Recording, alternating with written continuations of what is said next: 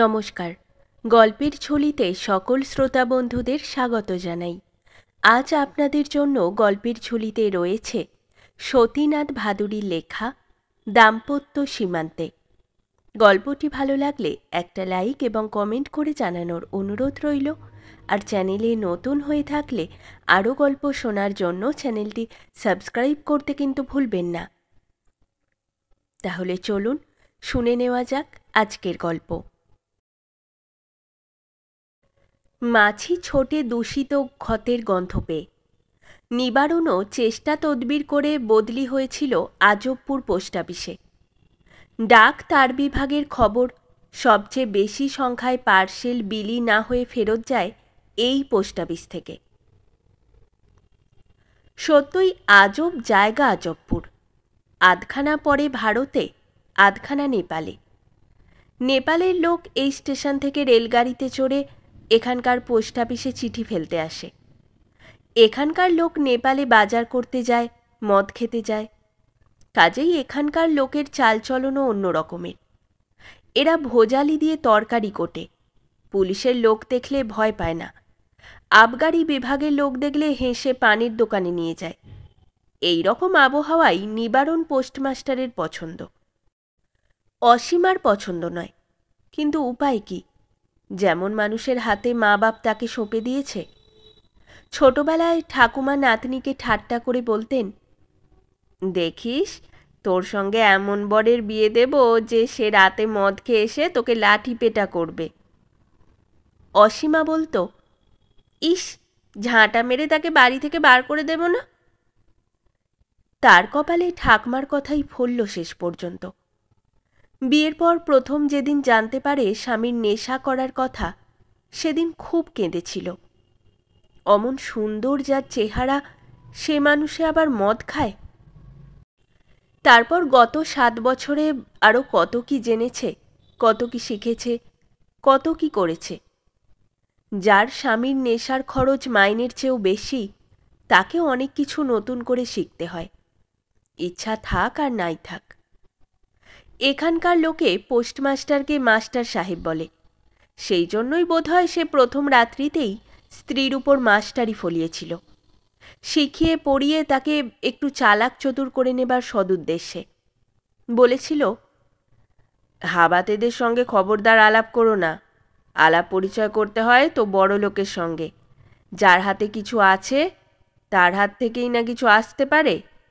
আমল না পেলেও বড় লোকের বাড়ির আড্ডার এক কোণায় আমি ঘন্টার পর ঘন্টা কাটিয়েছি প্রত্যহ, খবরের কাগজের ওপর মুখ গুজে। সময়ে কাজে লেগেছে।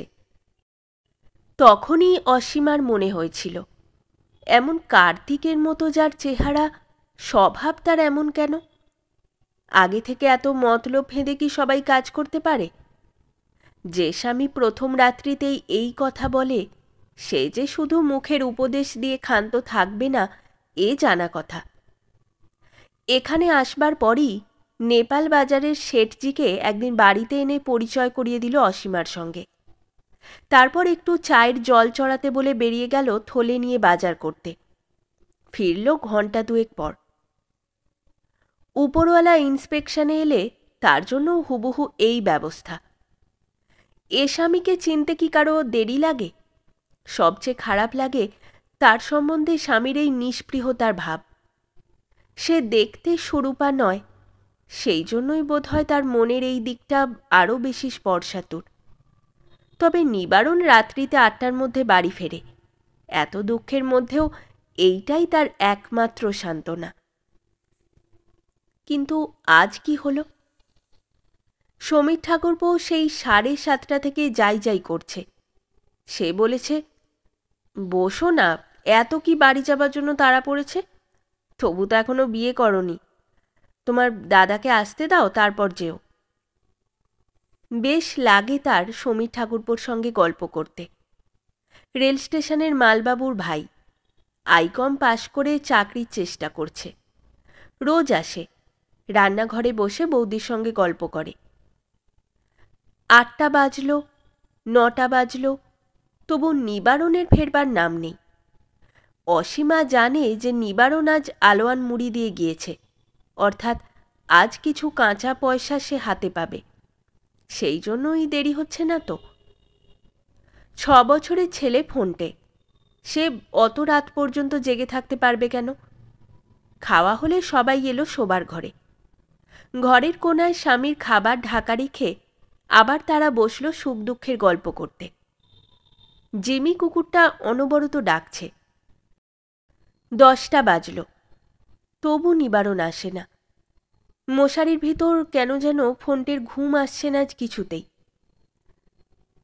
কটায় খাও তুমি রোজ ঠাকুরপো? ঘরে রুটি ঢাকা থাকে, যখন খুশি খাই। তবে আর এত উসখুস করছো কেন যাবার জন্য? না, অনেক রাত হলো। দাদার আজ হলো কি কে জানে, কোথাও কোনো ড্রেনে টেনে পড়ে রয়েছে বোধহয়। কথার মধ্যে বিরক্তি সুস্পষ্ট। নিবারণের মদ খাওয়ার কথা এখানে সবাই জানে। কথা বলতে সমীর ঠাকুরপোর কাছে লজ্জা নাই, পাছে আবার সমীর নিবারণের বাইরে রাত কাটানোর অন্য অর্থ করে নেয়। সেই জন্যই অসীমা মদ খাওয়ার দিকটার উপর জোর দিয়ে কথাটা বলল। স্বামী বাইরে রাত কাটায় কথার জানাজানিতে শুধু বাইরের লোকের কাছেই লজ্জা নয়, নিজের কাছেও নিজে ছোট হয়ে যেতে হয়। হঠাৎ অসীমার খেয়াল হলো যে ফোনটের সম্মুখে তার বাপের মদ খাওয়ার গল্প করাটা ঠিক নয়। চলো ঠাকুরপো, আমরা গিয়ে বসি। কিরে ফোনটে, তোর ভয় করবে না তো আমরা ও ঘরে গিয়ে বসলে? মাঝের দরজা তো খোলাই থাকলো। মাঝের দরজা খুলে তারা গিয়ে বসল পোস্ট অফিসের ঘরে। জিমি, চুপ করলি না? জ্বালাতন! এই মানসিক অবস্থা, এমন দরদি শ্রোতা নিজের দুঃখের কথা বলবার সময় অসীমার চোখের জল বাদ মানেনি। 11টার পর সে নিজে থেকেই সমীরকে চলে যেতে বলেছিল। যাবার সময় সমীর আশ্বাস দিয়ে গিয়েছিল, দাদা রাত্রিতে আসবেন ঠিকই, 12টা-1টা হতে পারে। সে তো নিশ্চয়ই। বলেই নিজের কানেই বেখাপ্পা লাগলো কথাটা। এত জোর দিয়ে ও কথা বলবার কোনো দরকার ছিল না। শুধু সমীরকে কেন, নিজের মনকেও সে ফাঁকি দিতে চায়। নিজেকে স্তোক দেবার জন্য ঘরের আলোটা শোবার আগে নেভালো না। নেবানোর অর্থ হতো নিবারণ যে আজ আসবেও না, খাবেও না, এ বিষয়ে সে নিঃসন্দেহ। খাটের তলায় ইঁদুর খুটখুট করে, ডাকঘরে ঘড়ি বাজে। বিছানায় শুয়ে শুয়ে সে কত কি ভাবে, আর চোখের জলে বালিশ ভেজে সারা রাত। পণ্যমূল্যের অতিরিক্ত তার কি আর কোনো দামই নাই স্বামীর চোখে? স্বামী সবচেয়ে বেশি ভালোবাসে মদ, তারপরে টাকা। কিন্তু তারপর জিমিটারও আজ হলো কি? সেও সারা রাত ডেকে ডেকে সারা। শেষ রাত্রিতে চোখের পাতা কখন যেন বুজে এসেছিল। ঘুম ভাঙল হঠাৎ। এখনো ভালো করে সকাল হয়নি। ফোনটে হাত দিয়ে ঠেলছে। দরজায় কড়া নাড়ার শব্দ। মনের তিক্ততা ঘুমিয়েও কাটেনি। কড়া নাড়ার শব্দের অধীর উড়তা মেজাজ আরও খারাপ করে দেয় অসীমার। জেগে রয়েছিস, উঠে দরজাটা খুলে দিতে পারিস না, বুড়োধারী ছেলে? চুল ধরে টানাটা এত অপ্রত্যাশিত এই ভোরবেলাতে যে ফোনটে কাঁদতে ভুলে গেল। রামদেনীর মা কড়া নাড়লে এর আগেও তো কতদিন মাকে ডেকে তুলে দিয়েছে, তার জন্য কোনোদিন তো মাকে রাগ করতে দেখেনি। মশারি থেকে বেরিয়ে দুমদুম করে পা ফেলে মা দরজা খুলে দিতে গেল। খটাং করে শব্দ হলো। রাগ করে খিল খুললে ওই রকম শব্দ হয়। জিমিটা নিশ্চয়ই ছুটে বেরিয়ে গেল বাইরে। ও কি, মা এমন দৌড়িয়ে ঘরে ঢুকলো কেন? বিড়াল আসেনি তো? মা খপ করে একখানা পুরনো খবরের কাগজ টেনে নিল। ঢাকা তুলে বাবার জন্য রাখা ভাতগুলোকে খবরের কাগজের উপর ঢালছে। খবরের কাগজে আবার ভাত রাখে নাকি লোকে? জিমির জন্য নিশ্চয়ই। মা আর চোখে দরজার দিকে তাকাচ্ছে। মা মিছিমিছি ভয় পাচ্ছে, জিমি বুঝি এখনই ঘরে ঢুকে ওই ভাত খেয়ে নেবে। জিমি যে চলে গিয়েছে বাইরে। মশারির ভিতর থেকে ফোনটে সব দেখছে। যত দেখছে ততই অবাক হচ্ছে। মার কাণ্ডকারখানা আজ সে ঠিক বুঝতে পারছে না। এক মুঠো ভাত মা আবার থালায় রাখল। ডাল তরকারি দিয়ে মেখে সেই ভাতের দলাটাকে সারা থালার উপর একবার বুলিয়ে নিচ্ছে। ডাঁটা চচ্চড়িটা থালার একপাশে রেখে আঙুল দিয়ে একটু ছড়িয়ে দিল। মা দরজার দিকে তাকাচ্ছে ভয়ে ভয়ে। একবার মশারির দিকেও তাকালো। ও কি, মা ডাঁটা চিবুচ্ছে এই সাত সকালে, বাসি মুখে? ভুল দেখছে নাকি সে? না, ওই তো ডাঁটার ছিবড়ে বার করে থালার উপর রাখল। মা তার মশারির দিকে তাকাচ্ছে। এরকম সময় মার দিকে তাকাতে নাই, লজ্জা পাবে। তাই ফোনটে চোখ ফেরালো জানলার দিকে। রামদেনীর মা আসছে জানলার দিকে। অসীমা সত্যিই তাকিয়েছিল মশারির দিকে। সে দেখছিল বাইরের থেকে বোঝা যায় নাকি এখন মশারির ভিতর কে আছে না আছে। না, যাক, তবু নিশ্চিন্ত হতে পারছে কোথায় অসীমা? মুহূর্তের মধ্যে সে কত দিক সামলাবে? তার মতো অবস্থায় যে পড়েছে সেই জানে। সে বুঝতে পারেনি যে দরজায় কড়া নাড়ছিল রামদিনীর মা। ভেবেছিল বুঝি ফোনটের বাবা। হঠাৎ ঘুম ভাঙবার পর ঠাহর পায়নি। ভাগ্যে ঠিকেছি রামদিনীর মা কোনোদিনই শোবার ঘরে ঢোকে না। জল খানিকটা মেঝেতে ফেলে ডাল তরকারি মাখানো হাতটা ডুবিয়ে ধুয়ে নিল গ্লাসের মধ্যে অসীমা। রামদিনীর মা দোরগোড়ায়। এঁটো থালা বাসনগুলো তার হাতে দেবার সময় অসীমা চোখ নামিয়ে নেয়। কুয়োতলায় মুখ ধুতে যাবার আগে শোবার ঘরের দরজা আবজে দিতে ভোলে না। স্বামী রাত্রিতে ফেরেনি এই কথাটা ঝিকে জানতে দিতে চায় না সে। বীরবাহাদুর নেপালি বাইরে থেকে ডাকে, মাইজি। এই ডাকঘরের ঠিকানায় নেপাল এলাকার যে সমস্ত চিঠিপত্র আসে সেগুলোকে ঘরোয়া ব্যবস্থায় বিলি করবার জন্য বীরবাহাদুর প্রত্যহ নিয়ে যায়। তার কাঁধে ডাকের ঝুলি। জিমি লেজ নাড়তে নাড়তে তার গায়ে উঠবার চেষ্টা করছে। রামদেনীর মা কাজ সেরে বেরিয়ে যাচ্ছিল। বীরবাহাদুরকে বলে গেল, আজ বোধহয় একটু দেরি হবে মাস্টার সাহেবের, এখনো ঘুমুচ্ছে। কাল রাতে বোধহয় চলেছে খুব। বোতল থেকে মদ ঢালবার মুদ্রা দেখিয়ে হাসতে হাসতে চলে যায়। অসীমা এসে দাঁড়িয়েছে। বীরবাহাদুর, তুই একটু ঘুরে ঘেরে আয়। ঠোঁটের কোণায় হাসি এনে চোখের ইশারায় বীরবাহাদুর বুঝিয়ে দিল যে রামদেনীর মা বহুদূরে চলে গিয়েছে। অত সাবধান হয়ে কথা বলবার দরকার আর নাই। মাস্টার সাহেবের কথাতেই তাড়াতাড়ি এলাম সাইকেলে। তিনি আধ ঘন্টার মধ্যেই পৌঁছে যাবেন। হেঁটে আসছেন কি না? কেন তাকে তাড়াতাড়ি পাঠিয়েছে সে কথার কোনো মূল্য নাই অসীমার কাছে। দেখা হলো কোথায় মাস্টার সাহেবের সঙ্গে? জিজ্ঞাসা করবার সময় কুণ্ঠায় বীরবাহাদুরের মুখের দিকে সে তাকাতে পারে না। আমার বাড়িতেই তো তিনি সারা রাত। মনটা হালকা হালকা লাগে। সারা রাত? বীরবাহাদুর অধৈর্য হয়ে পড়েছে। মাথায় তার গুরু দায়িত্ব। ডাকের থলে থেকে একটা পার্সেল বার করতে করতে বলে, এটাকে দেবার জন্য কাল রাতেও একবার এসেছিলাম। রাত্রিতে? কটার সময়? কেন, খুব দরকারি নাকি? দরকারি না হলে কি আর অত রাতে এসেছিলাম? মাস্টার সাহেব তখন নেশায় চুর, উনি কি তখন আসতে পারেন? তবে রাত্রিতে দিলি না কেন? একটু দ্বিধা জড়িত স্বরে সে বলল, দেখলাম ডাকঘরের মধ্যে আপনি আর মালবাবুর ভাই গল্প করছেন।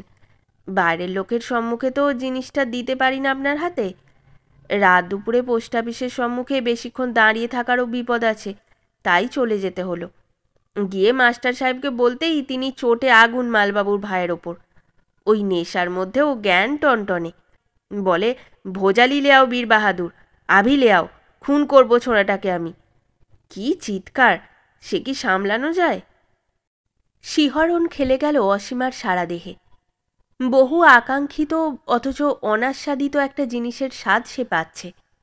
খুব ভালো লাগছে শুনতে। ও থামল কেন? আরও বলুক। ভয়ের অভিনয় করে সে বলে, তাই নাকি?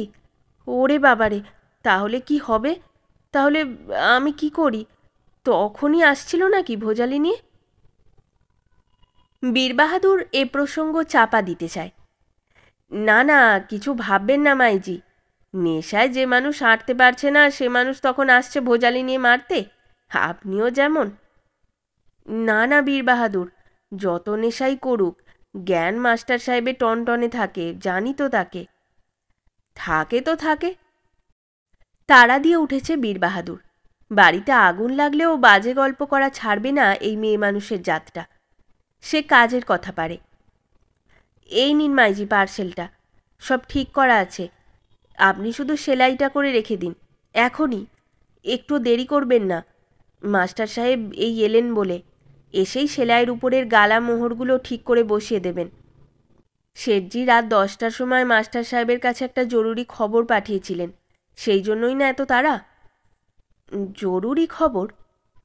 আর বলতে হবে না, মুহূর্তের মধ্যে অসীমা বুঝে গিয়েছে খবরটা কিসের, কেনই বা বীরবাহাদুরকে নিবারণ তখনই পাঠিয়েছিল। আসবার মতো অবস্থা থাকলে নিজেই আসত।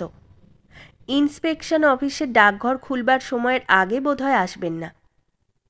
অফিসারদের সঙ্গে কীরকম ব্যবহার করতে হয় সব অসীমার জানা। পার্সেলটা সেলাই করতে আধ ঘন্টাও সময় লাগবে না। ফোনটে, জামা জুতো পরে নে। বীরবাহাদুর, ফোনটাকে একটু বেড়াতে নিয়ে যেত। অসীমা ঘরে ঢুকলো চুল আঁচড়ে শাড়ি বদলে নিতে। চায়ের জল একটু পরে চড়ালেই হবে।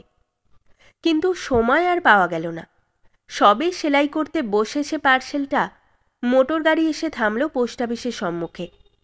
একখানা ছোট, একখানা বড় গাড়ি। এ তো কেবল ইন্সপেকশনের উপরওয়ালা নয়, এ যে অনেক লোক। ডাক বিভাগের অফিসার, আবগারি বিভাগের অফিসার, পুলিশের অফিসার, নিবারণ নিজে পুলিশ কনস্টেবল। পথে দেখা হয়ে গিয়ে থাকবে নিবারণের সঙ্গে। তাহলে তো স্বামীর সমূহ বিপদ। এত বড় বিপদের মুখে অসীমা কোনোদিন পড়েনি। হে মা কালী, বাঁচাও! ভয়ে কি করবে ঠিক করতে পারে না। পার্সেলের ভিতরের গাঁজার পুঁটলিটাকে সে কয়লা গাদার নিচে রাখে। পার্সেলের উপরের ন্যাকড়ার মোড়কটাকে উনুনের মধ্যে ফেলে দেয়। হে মা কালী, গালার ন্যাকড়া পোড়া গন্ধটা যেন হাওয়ায় পোস্ট অফিসের উল্টো দিকে উড়ে যায়।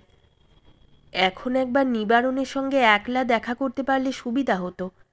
বাড়ি ঘিরে ফেলেছে পুলিশে, গুটি গুটি লোক জমতে আরম্ভ হয়েছে। নিবারণ অফিসারদের বলছে অফিসের চাবি বাড়িতেই আছে, সে সঙ্গে করে নিয়ে যায়নি বাড়ি থেকে বার হয়ে যাবার সময়। বাড়ির ভিতর দিয়েও পোস্ট অফিসের ঘরে ঢোকবার আর একটা দরজা আছে। বাড়িতে আছে স্ত্রী আর একটি 6 বছরের ছেলে। আর বাইরের লোকের মধ্যে আসে ঠিকেঝি রামদিনীর মা। পুলিশ এখন স্ত্রীর সঙ্গে নিবারণকে দেখা করতে দিতে রাজি নয়। একজন এসে অসীমার কাছ থেকে পোস্ট অফিসের চাবি চেয়ে নিয়ে গেল। ডাকঘরের টেবিলে 2টি চায়ের কাপ। এ আবার এখানে কোত্থেকে এলো বলেই নিবারণ কাপ দুটোকে টেবিলের নিচে নামিয়ে রাখল। অফিসাররা পার্সেল সংক্রান্ত খাতাপত্র দেখতে চাইলেন। কালকের তারিখে এই যে এত নম্বরের পার্সেল সম্বন্ধে লিখেছেন, এই নামের কোনো ব্যক্তি ওখানে নাই। এটা আজ কলকাতায় ফেরত পাঠানো হবে প্রেরককে। দেখি সেই পার্সেলটা। সিন্দুক থেকে সেটাকে বার করে দিতে গেল নিবারণ। শেষকালে মুখ কাঁচুমাচু করে স্বীকার করতে বাধ্য হলো যে সেটাকে খুঁজে পাওয়া যাচ্ছে না। পাশের ঘর থেকে অসীমা সব শুনতে পাচ্ছে। নিবারণ নিজেই প্রথম কথা তুলল। নিশ্চয়ই পার্সেলটা কেউ চুরি করেছে। তার মনে আছে যে সে কাল পার্সেলটা সিন্দুকে রেখেছিল। তারপর সারা রাত সে বাড়িতে ছিল না। বাইরে তালা যখন ভাঙা নয় তখন চোর নিশ্চয়ই ঢুকেছে বাড়ির ভিতর দিক দিয়ে। বীরবাহাদুরের কাছ থেকে স্বামীর সম্বন্ধে নতুন একটা খবর পাবার পর থেকে অসীমার মনে নতুন নেশা লেগেছে। আসন্ন বিপদের মুখেও সে নেশার আমেজ কাটেনি। মাঝের খোলা দরজা দিয়ে নিবারণের চোখ মুখের ভাব সে একবার দেখে নিল। মনে হলো যেন ঈর্ষার রেশের সন্ধান পাচ্ছে সেখানে। বাড়ির হাটে তার নিজের ফেলা নিজের মূল্যের প্রথম স্বীকৃতি। অফিসাররা এবার বাড়ির ভিতর ঢুকলেন অসীমাকে কয়েকটা কথা জিজ্ঞাসা করবার জন্য।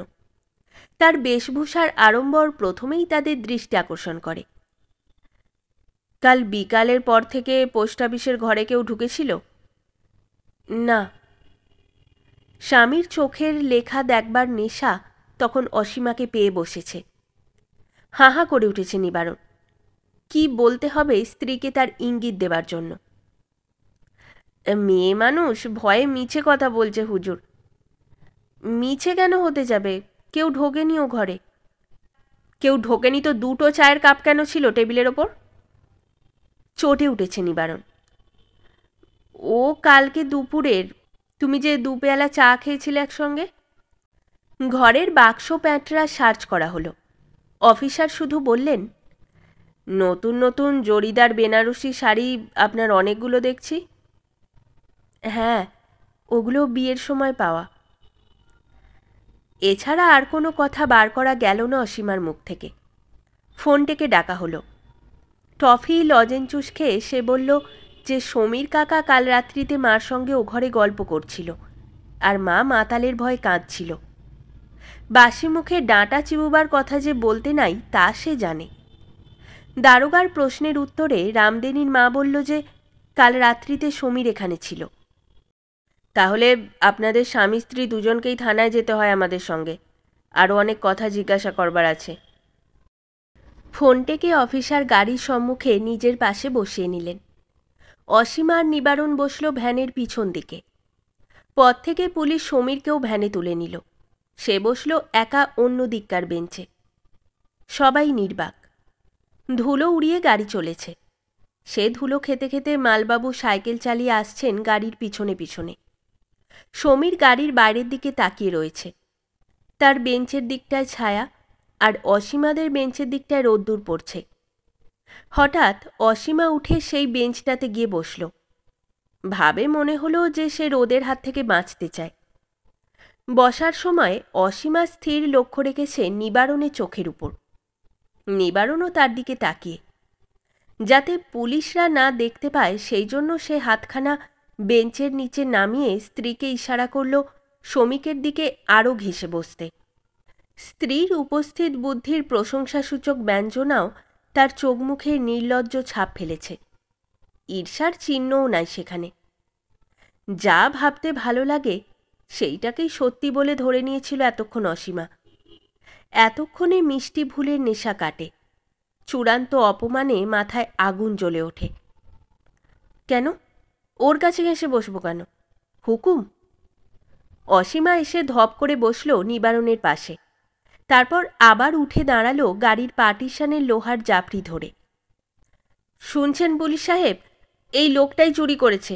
এই ঠক জোচ্চোর মাতালটা অন্যর ঘাড়ে দোষ চাপাতে চায়, আমাকে দিয়ে মিথ্যা কথা বলিয়ে। সব সত্যি কথা বলবো আমি, আমার জেল হয় হোক। কলকাতার লোকদের সঙ্গে এর আর নেপাল বাজারের শেঠজির সাট আছে। যেসব লোক 7 জন্মেও এখানকার নয় তাদের নামে কলকাতা থেকে পার্সেল আসে। এখানে সে নামে লোক পাওয়া যাবে কোথায়?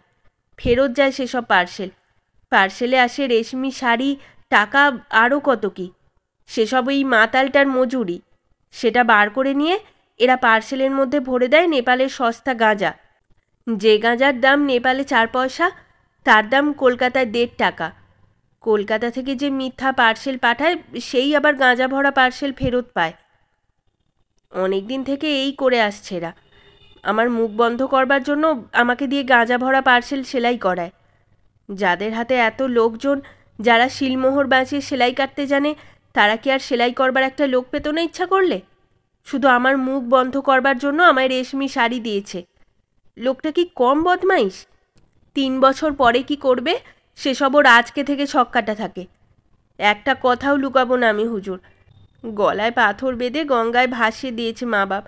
বিয়ে না ছাই, ইচ্ছা করে যেখানে 2 চোখ যায় চলে যেতে। পারিনি শুধু ফোনটেটার মুখ চেয়ে। জেলে ওকে আমার কাছে থাকতে দেবেন পুলিশ সাহেব, তাহলেই আমি সব সত্যি কথা বলবো। এতক্ষণে নিবারণ কথা বলল।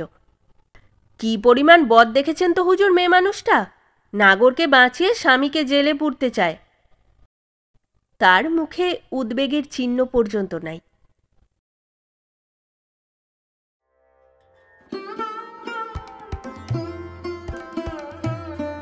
শেষ হলো আমাদের আজকের গল্প।